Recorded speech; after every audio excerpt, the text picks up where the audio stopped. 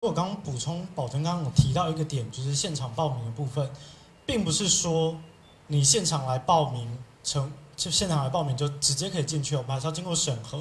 你必须要是在5月31日前已经是我们的党员的朋友，你现场报到才是有效力的。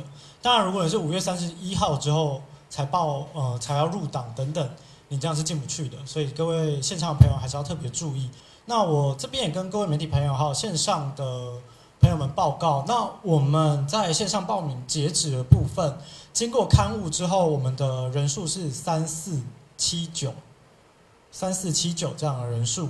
那委托书的部分呢，因为我们在28号当天截止的时候是3580份，但近日一直还有相当多的朋友在回传委托书，所以我们现在已经统计到了，就有3800分已经造册了。那剩下的部分还没有，就还有一叠还没有处理好，所以我们相信这样子的委托书的数量还会再往上增加。那线上报名的部分以及委托书的部分，经过我们初步的刊物，然后整理之后，发现有545份是重复的。所以，如果545份的重复的部分都算在委托书的话，其实我们的线上报名人数是不足3000的。这部分是我们要很恳切的拜托有线上报名的朋友们，都可以来到我们的会场。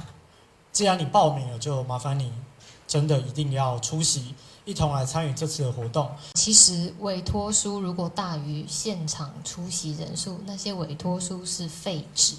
好不好？就是说，就算你的现场人数不到，到了一个程度，但是它如果比委托书少的话，那些委托书是没有用的哦。所以基本上，现在我们最担心的还是当天的出席率。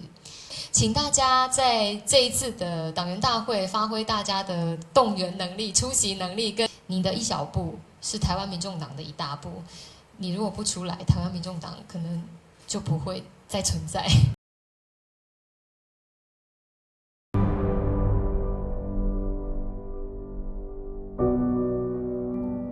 很多人问我，你们被骂得这么惨，为什么每天还这么拼？是为了什么？我们始终相信，政治就是找回良心。我们跟你一样，关心台湾，也想守护台湾。但这一次，我们不只需要你的声音，更需要你的声援化作实际的行动。请一起出席党员大会。用行动向所有人证明，台湾 We Do Care。感谢曾经陪伴柯文哲一起往前走的你们。没有你们的支持，我一个人其实都做不到。